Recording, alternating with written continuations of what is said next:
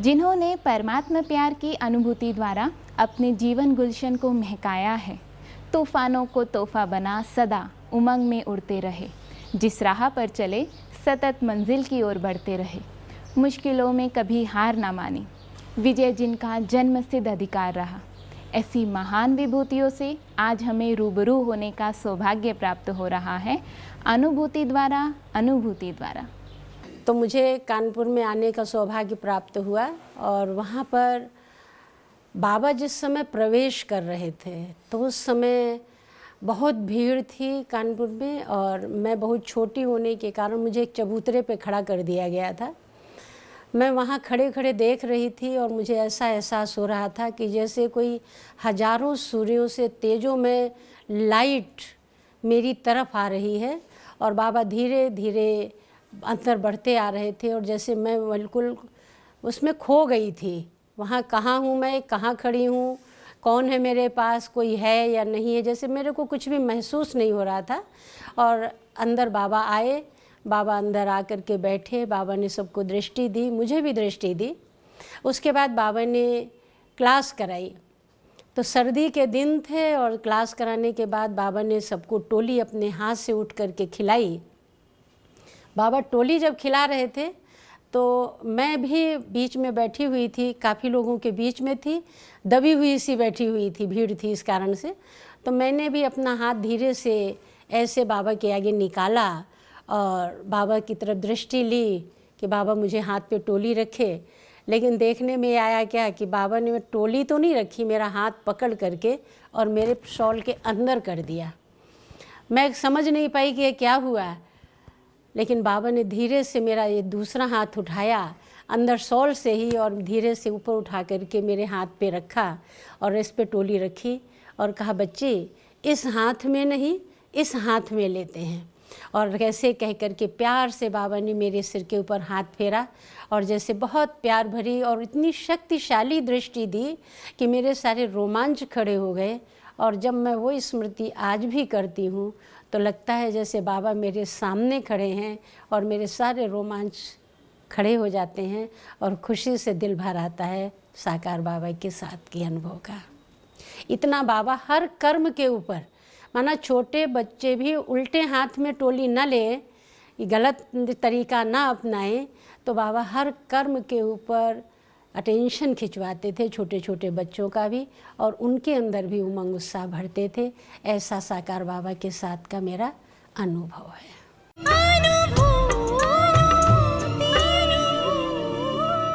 मेरा अनुभव 7 दिन के कोर्स से ही स्टार्ट हो गया था, तो उसमें एक मैं अनुभव अपना सुनाना चाह रही हूँ कि जो हम लोग अंदर से रिश्ते नातों से जुड़े हुए हैं कि ये मेरा भाई है, ये मेरा बाप है, ये मेरी माँ है। अक्सर कर लोग हमने ताज सारे जोड़ रखे हैं अपने रिश्ते नातों से कि यही हमारी हेल्प करेंगे, यही हमारी रक्षा करेंगे। जैसे कि अभी रक्षाबंधन आ रहा है, तो इसी पर मैं एक अनुभव सुनाना चाह रही हूँ कि मेरा स्वास्थ्य ख़राब था और मुझे डॉक्टर को दिखाने जाना था।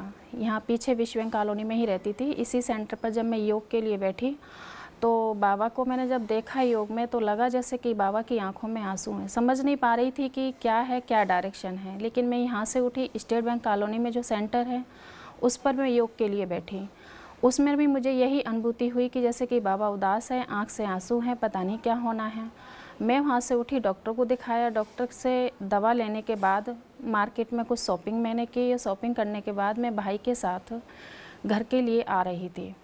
नंदरी गेट पे यहाँ एक नंदी बैल रहता था जिसने कई लोगों को मार दिया था। कई लोगों से उसने पंगा लिया, जिसको भी उसने बीच में खड़ा हुआ तो उसने छोड़ा नहीं। कई लोगों के उसने ख़त्म भी कर दिया उन लोगों को। तो बीच चौराहे पर आने के बाद उसने मेरे को भी पैर से उसने सर लगाया और पैर से सर लगाने के बाद उसने पेट से मुझे ज़मीन पर गिरा दिया। चौराहे पर सारा जाम लग गया, इधर के वाहन इधर, उधर के वाहन उधर। मेरा भाई भी खड़ा हुआ था, साइकिल का कैरियर बिल्कुल ही बेकार हो चुका था। समझ में नहीं आ रहा था क्या हो। सेकंड का खेल है कि उस बैल ने जब मुझे नीचे गिराया तो उसने पैर उठाया और उसका पैर उठाना हुआ और मेरा शरीर का छोड़ना हुआ। लगा कि जैसे कि अब कुछ नहीं है, सिर्फ बाबा को याद करो। सेकंड का खेल था, मैंने बाबा को याद किया। उस बैल ने मेरे ऊपर अटैक किया, पैर उठाया और पैर उठाने के बाद उसने पीछे बैक किया। सेकंड में मुझे लगा कि भाई मेरे सामने खड़ा हुआ है, जिस कलाई में हम राखी बांधते आए हैं, आज तक कहते हैं कि भाई रक्षा करेगा, लेकिन ना भाई के मुंह से उफ निकल रहा था। इधर के उधर सब लोग बिल्कुल सन्न होके देख रहे थे कि पता नहीं जाने क्या हो रहा है। और उसी समय मुझे बाबा का साक्षात्कार हुआ। सेकंड में उसी दिन से मुझे एक निश्चय हुआ कि आज से बाबा पहली राखी शिव बाबा को और बाबा को बांधी जाएगी, भाइयों को नहीं। कि हम लोगों ने जो रिश्तों के जो तार जोड़ रखे हैं कि ये मेरा भाई है, यही रक्षा करेगा, ये बिल्कुल रॉन्ग है। रक्षक तो हमारा सच्चा शिव बाबा है, क्योंकि अगर उस समय शिव बाबा मेरे सामने नहीं आता तो आज यहाँ बैठी हुई मैं इस इंटरव्यू में भी शामिल नहीं हो पाती। मेरे साथ एक अनुभव नहीं है, काफ़ी अनुभव हैं, लेकिन ये अनुभव मेरा एक चमत्कार है या अनुभव है, कह नहीं सकती। लेकिन जिस भाई को मैंने देखा कि अब भी उसके हाथ में कलाई में जब राखी बांधती हूँ तो कहती हूँ मुझे वही दृश्य याद आता है कि हम जहाँ भी होंगे मुसीबत में बहनों की रक्षा करेंगे। लेकिन ये कहना रॉन्ग है, क्योंकि अगर बाबा सच्चा साथी है, अगर बाबा सच्चा साथी है तो माँ के रूप में, बाप के रूप में, भाई के रूप में, वो हर रूप में हमारी मदद करता है। और मेरे साथ उसका एक संबंध नहीं है, कई संबंधों से बाबा मेरी मदद करता है। और उस दिन से मैंने ये संकल्प लिया कि पहली राखी और पहला दौज का जो गोला है, मैं पहले ही उसी दिन से मेरा संकल्प है कि यहाँ मैं पहले बाबा को राखी बांधती हूँ, पहले बाबा को टीका लगाती हूँ, उसके बाद लौकिक भाइयों का टीका करती हूँ, उनको राखी बांधती हूँ। बस मेरा यही कहना है कि हमने जो प्लग बना रखे हैं ना, प्लग लगा रखे हैं ना संबंधियों से, देहधारियों से, उनको अगर हम प्लगों को निकाल करके अगर शिव बाबा से अपने संबंध जोड़ लें, उन प्लगों को निकाल के अगर बाबा से लगा दें तो हमारी हर रिश्ते से, हर संबंध से हमारी मदद होती रहेगी और हर तरीके से हम हर संबंध को निभाने में बाबा के साथ कामयाब होंगे। बाबा को बुलाओ, संकल्प से आता है। लोगों को बुलाते हैं, फ़ोन करो तब आएंगे, लेकिन बाबा को सिर्फ मात्र हम संकल्प से बुला सकते हैं। ये मेरा खुद का अनुभव है। मैं बेरोज़गार थी और मेरे को अति आवश्यकता थी कि मुझे नौकरी हर हालत में चाहिए ही चाहिए। हालांकि मेरे को गोपनीय तरीके से और भी रिलेशन से मुझे मदद मिलती रहती है। तो 2 सितंबर सन 2011 को मेरे पास एक कॉल आई कि आपको सीडीओ साहब ने इंटरव्यू के लिए बुलाया है। मैंने कहा मेरी कोई तैयारी नहीं है, इधर हमारा मकान भी हम लोगों ने शिफ्ट किया है, तो सामान भी सब फैला हुआ था। उन्होंने कहा कि नहीं, आप अभी आ जाइए, सिर्फ सीडीओ साहब आपका इंटरव्यू लेंगे और इंटरव्यू लेने के बाद आप घर आ जाइए, भले 2-3 दिन बाद ज्वाइन कर लीजिएगा। मैंने कहा चलो ठीक है, मैं आती हूँ। मैंने 2 मिनट बाबा को याद किया। जब भी मैं घर से निकलती हूँ बाबा को साथ लेके निकलती हूँ। तो मैंने बाबा से कहा कि बाबा आप मेरे साथ चलो, इंटरव्यू में क्या कहना है, मेरे को कुछ जानकारी नहीं है। बाबा ने कहा उस दिन जी बच्ची, उस जी का रहस्य नहीं समझ पाई, लेकिन जैसे जैसे मैं इंटरव्यू के लिए जा रही थी तो मेरे को जी शब्द का रहस्य समझ नहीं आया कि बाबा ने आज जी बच्ची क्यों कहा। जब सीडीओ साहब ने मेरी फ़ाइल देखी, डॉक्यूमेंट देखे, वो एग्री हो गए। उन्होंने जो मुझसे पूछा, जो मुझे आता था वो भी मैंने जी किया और जो नहीं आता था वो भी मैंने जी किया। क्योंकि जिस चेयर पर मैं बैठी थी इंटरव्यू देने के लिए, तो मैंने पहले बाबा से कहा कि बाबा इंटरव्यू के लिए आप बैठिए। तो बाबा जी क्यों करा रहा था मेरी समझ में नहीं आया। उन्होंने मेरा इंटरव्यू लिया। चंद्रशेखर जी सीडीओ साहब थे उस समय, तो उन्होंने कहा कि लक्ष्मी को आज से ही ज्वाइन कराइए। मैंने कहा ये तो मुझे बड़ी घबराहट हुई। मैंने कहा बाबा तेरे भरोसे मैंने जी तो कह दिया है, लेकिन मुझे पता ही नहीं है, मुझे कंप्यूटर में कुछ आता ही नहीं है, मैं अब करूँगी क्या।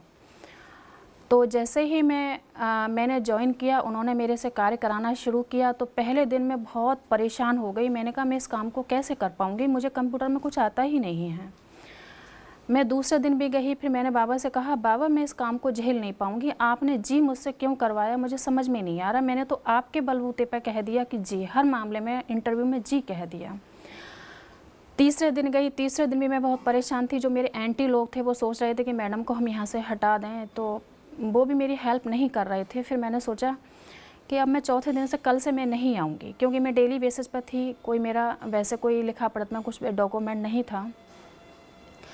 उसके बाद जब मैंने सुबह मॉर्निंग में योग में बैठी तो बाप ने मुझे एक ही अनुभव कराया, बाबा ने, कि बच्ची, जो बच्चे हिम्मत रखते हैं बाप उनकी मदद करता है। मेरे को हिम्मत आई। फिर मैं नेक्स्ट डे फिर ऑफिस गई। जब मैं ऑफिस गई तो मैंने ऑफिस में जो बंदा मेरे एंटी था वो मेरी हेल्प करने लगा। उसने जो 1 महीने का टोटल डाटा था मुझे 1 दिन में समझाया। तो मेरे अंदर हिम्मत आई। मैंने कहा बाबा ने जो वायदा किया है कि बाबा जो भी कहता है तो हमें जी हजूर करके आगे बढ़ना है। तो मेरे को विश्वास मेरा और डेवलप हुआ कि नहीं, बाबा के अगर हम पथ पर, अगर प्लेटफॉर्म पर चलेंगे तो बाबा हमारी मदद करेगा।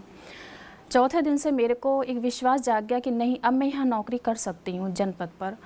नौकरी करने के बाद बाबा ने मुझे एक इंडिकेटर और दिया कि बच्ची, जो भी कार्य करो ईमानदारी से करना।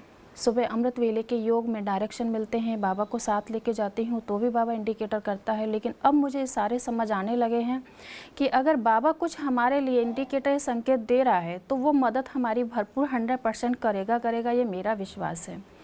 अब बाबा ने मुझे तीसरा स्लोगन दिया था कि बच्ची ईमानदारी से कार्य करना है। तो जिले पर काफ़ी लोगों ने रिश्वत देने का भी प्रयास किया, लेकिन मैंने रिश्वत नहीं ली। सन 2013 में चंद्रशेखर जी जो सीडीओ साहब थे, उनका रिटायरमेंट होने का समय आ गया। तो उनका कहना था कि बिटिया के लिए अगर मैं अपने हाथ से कुछ कर जाता तो मेरे को शांति मिलती, बच्ची बहुत मेहनती है। उससे पहले मैं ब्रह्मा कुमारी सेंटर से बड़ी दीदी को ले जाके कार्यक्रम भी करा चुकी थी ब्लॉग पर। तो मैंने कहा बाबा, अब तो मेरा सेवाएं समाप्त होने वाली हैं जनपद पर। काफ़ी लोग जो मेरे एंटी थे वो कह रहे थे कि बस मैडम की 1-2 दिन की सेवाएं हैं, अब मैडम यहाँ से हटने वाली हैं। तो मैंने बाबा से योग में कहा कि बाबा, अब इसके बाद मुझे कहाँ रोज़गार देखना है, समझ नहीं आ रही। आप कहते हो ईमानदारी से कार्य करो, रिश्वत नहीं लो, बिना पैसे के भी कुछ नहीं होता है, लेकिन बाबा ने इसमें भी कुछ ना कुछ कल्याण देखा होगा। मैं दूसरे दिन घर आई। नेक्स्ट डे जैसे ही मैं ऑफिस गई तो लखनऊ शासन से एक लेटर इशू हुआ था जिसमें डाटा एंट्री ऑपरेटर का एक पद खाली था जो जिले पर अपॉइंटमेंट होना था। चंद्रशेखर जी ने कहा, बिटिया इस फॉर्म को आप अप्लाई करिएगा और जहाँ तक होगा हम सहयोग करेंगे। डॉक्यूमेंट फॉर्मेलिटी मेरी पूरी हुई और फॉर्म भरा गया, टेस्ट हुआ। और टेस्ट में जो मेरे एक जिले पर बाबू हैं, उनकी बेटी ने भी भरा था। तो मैं सोच रही थी कि मेरा होना असंभव है, क्योंकि वो हर तरीके से नौकरी को खरीदने का प्रयास करेंगे। लेकिन बाबा ने जो मुझे पहले एक इंडिकेटर दिया था कि बच्ची ईमानदारी से कार्य करना है, वो स्लोगन अब यहाँ उसका समय पूरा होने का समय आ रहा था। तो मैंने सोचा कि नहीं, इंटरव्यू तो मुझे देना ही है, टेस्ट भी देना है। समिति गठित हुई, टेस्ट हुआ। टेस्ट में मेरा मेरिट में सबसे ज़्यादा मेरी मार्किंग थी। इंग्लिश की टाइप मुझे नहीं आती थी, 3 दिन सीख के ही मैंने टेस्ट दिया था। तो उस नौकरी में चंद्रशेखर जी रिटायर हो गए। उन्होंने मेरी फ़ाइल को ट्रांसफ़र किया डीडीओ जो मिश्री लाल थे, इस समय शायद वो लखनऊ में अपॉइंटमेंट हैं। तो उन्होंने कहा कि इस बच्ची का आपको ध्यान रखना है। अब ये समझ में नहीं आ रहा था, जो बाबा ने कहा था कि बच्ची ईमानदारी से कार्य करना है, मैंने कहा वो ईमानदारी 3 महीने में घर बैठ गई।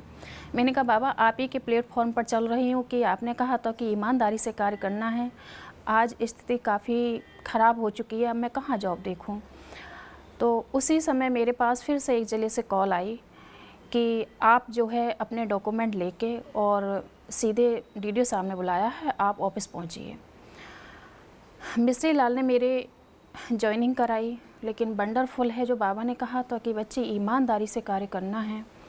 1 लाख की नौकरी केवल मात्र 100 रुपये में मिली, यानी 1 लाख जिस नौकरी के लिए जिले के बाबू देने को तैयार थे, उसमें से बाबा ने 0 हटा के मात्र मिठाई के रूप में उन्होंने कहा, प्रसाद के रूप में आप 100 रुपये दीजिए और प्रसाद बांट दीजिए। यानी लाख रुपए की नौकरी बाबा ने केवल 100 रुपये में दिलाई। पता नहीं, जो बाबा ने कहा बच्ची ईमानदारी से कार्य करना है, वो स्लोगन बाबा ने सत्य कर दिखाया। और आज भी मेरे जीवन में प्रैक्टिकली चलते रहते हैं बाबा के अनुभव, बाबा के चमत्कार। जहाँ तक ज़रूरत लगता है अगर बाबा को हमारे लिए अगर ज़रूरत पड़ेगी कि हम जिस मार्ग पर चल रहे हैं, या तो उस मुसीबत को हम ही क्रॉस कर लें, परिस्थिति को अगर नहीं कर पाते हैं तो बाबा हेल्प के लिए स्वयं आएगा, ये मेरा विश्वास है।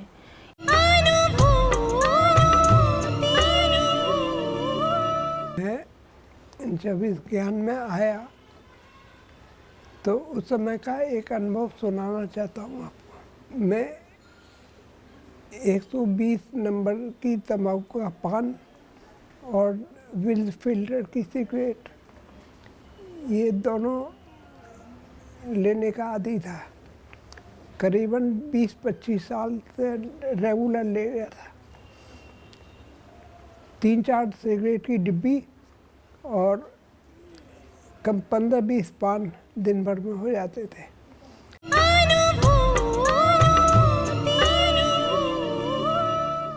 दिल्ली में मैंने ठेके लिए और ठेके के लिए मुझे आर्किटेक्ट इंजीनियर के जाना था। गया वहाँ पर, और वो वहाँ पर नहीं मिले और उन्होंने कहा 1 घंटे 1.5 घंटे बाद आएंगे। तो मैंने कहा भाई मुझे अब घर जाना है और कल मिलूँगा।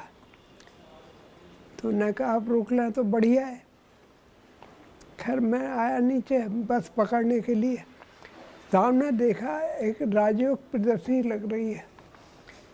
तो वो देखकर बड़ा आश्चर्य हुआ मैं कि राजयोग की प्रदर्शनी मैं फिर भी देख लेते भाई क्या है। तो बस ना पकड़ के मैं उधर देखने गया। सब सफ़ेद कपड़े पहने हुए भाई बहन वहाँ पर समझा रहे थे। तो मैंने हाथ में सिगरेट और मुंह में पान लगा हुआ था। मैं क्या अंदर ऐसा नहीं जाना चाहिए, सब साफ साफ दिखाई दे रहे हैं। तो सिगरेट फेंकी, तंबाकू का पान थूका, उसके बाद में कुल्ला वगैरह करके फिर गया अंदर। अंदर जाकर जैसे ही बोर्ड पर जो बहन समझा रही थी, उस बोर्ड को जब हमने देखा, वहाँ पर वो बहन कह रही थी तो सिगरेट पीना हानिकारक है। एकदम मुझे ये आया, अरे आज से सिगरेट नहीं पीना है मुझे। मैं अब छोड़ दी। तो जेब में जो 10-12 सिगरेटें रखी थी वो भी मैंने नाली में फेंक दी। और उसके बाद में मैंने आज दिन तक सिगरेट तंबाकू वगैरह नहीं लिया। करीबन 30-35 साल हो गए और तब से बाबा का बच्चा बना हुआ।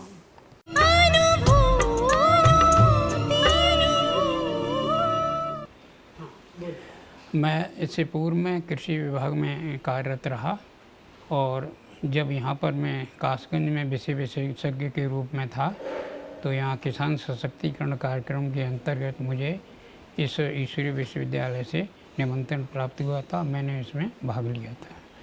इसके बाद मुझे माउंट आबू जाने का अवसर मिला मधुबन में, और इस साल ज्ञान सरोवर में भी जाने का मुझे मौका मिला। मैंने वहाँ की व्यवस्था देखी और मैं इस पर मेरा ये अनुभव हुआ कि ऐसी व्यवस्थाएं जो है सामान्य रूप से मानव द्वारा नहीं की जा सकती हैं।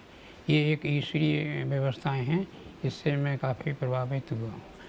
मैं यहाँ पर यद्यपि कम समय से ये मुरली और वो पढ़ रहा था, लेकिन फिर भी मैंने ये देखा है कि जो व्यवस्था यहाँ पढ़ाई और उसकी हैं बहुत सुंदर हैं। और जो मुझे ज्ञान था, यद्यपि मैं पहले से गीता का पाठ करता था, लेकिन जो ज्ञान हमें यहाँ मिला है वो अभूतपूर्व है और वो अच्छा है। मैं इसमें जो है ये कहूँगा कि जब हमारा दृढ़ निश्चय हो तो निश्चित रूप से हमें जो काम दिया जाए, जो हमें ड्यूटी दी जाती है, वो पूरी होती है। मैं कल की ये घटना आपको यहाँ पर बताना चाहूँगा। कल 15 अगस्त था और मुझे दोनों काम यहाँ करने थे। एक तो मुझे मुरली भी सुननी थी और दूसरा 15 अगस्त को अपने कार्यालय में झंडारोहण में भी भाग लेना था। तो इस व्यवस्था में जब मेरा निश्चय था और मैंने देखा कि बाबा मेरे साथ है, तो मैंने इन दोनों कार्यों को बहुत ही खूबसूरती से किया और अच्छी तरह से किया। तो मैं यही कहूँगा कि अगर हमारा दृढ़ निश्चय है तो निश्चित रूप से बाबा हमारा साथ देते हैं और वो उन्होंने मुझे साथ दिया है।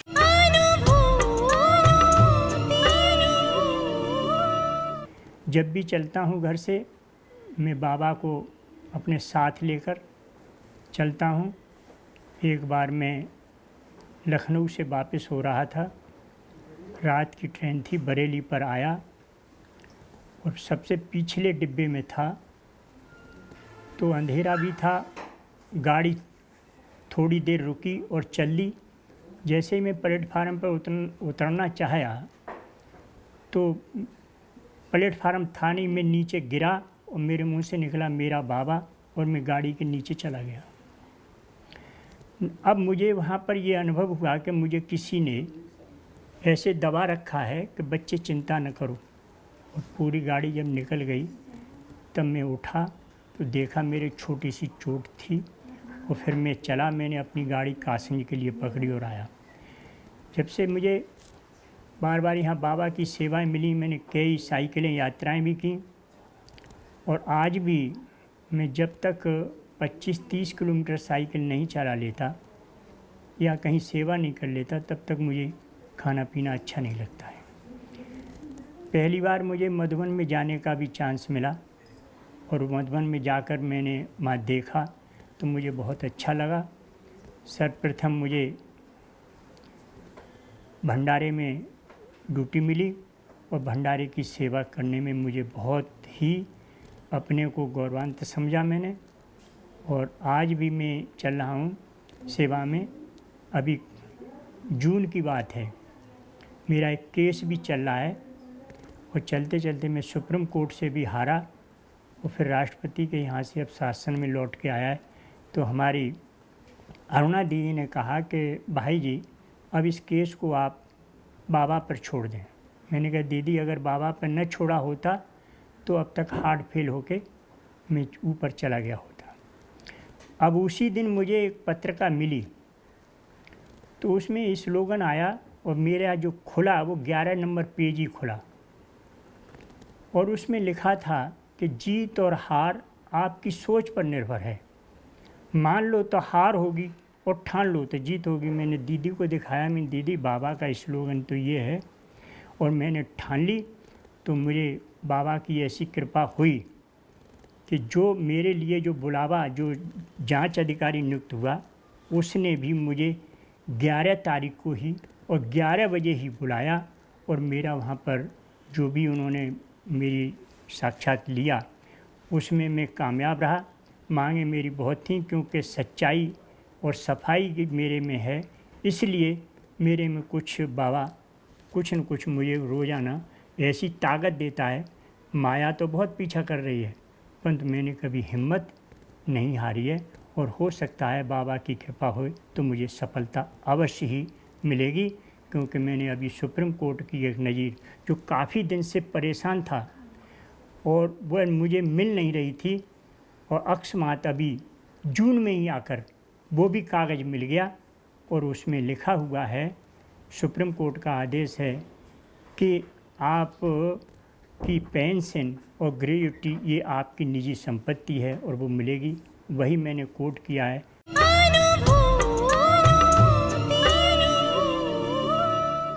पहली बार मधुबन जाने पर एहसास हुआ कि वास्तव में भगवान धरा पर आ चुके हैं और उस समय से मुझे इतने अच्छे अनुभव हुए हैं बाबा के साथ के, बाबा के सहयोग के, कि उनको शब्दों में बयान नहीं किया जा सकता। लेकिन हमेशा इतनी खुशी रहती है जो पहले कभी महसूस नहीं होती थी अज्ञानता में। लेकिन अब ऐसा लगता है कि हर समय बाबा मेरे साथ है। कोई भी कार्य जो पहले करने में मुझे काफ़ी दिक्कतों का सामना करना पड़ता था, काफ़ी तनाव रहता था, वो अब आसानी से कैसे हो जाते हैं इसका तो मैं मुंह से बयान नहीं कर सकता कि किन शब्दों में इसको बयां करूं। लेकिन बाबा का साथ और उसका हाथ सदा मेरे साथ है, यही अनुभव हमेशा रहता है।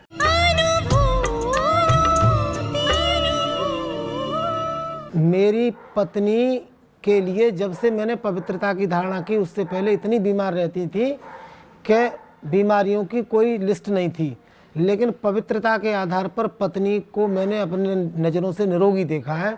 और ये हर परिवार की जिज्ञासा होती है कि अपने बच्चों को ज़्यादा से ज़्यादा खुशहाल कैसे रखा जाए। तो केवल एक बाबा का ही एक आधार ऐसा मिला कि आज मेरी पत्नी और मैं, मेरा पूरा परिवार निरोगी जीवन जीता है और मैं बाबा के ही पवित्रता के आधार पर ही ये संभव हुआ है। ये मैंने बिल्कुल प्रैक्टिकल अनुभव किया है।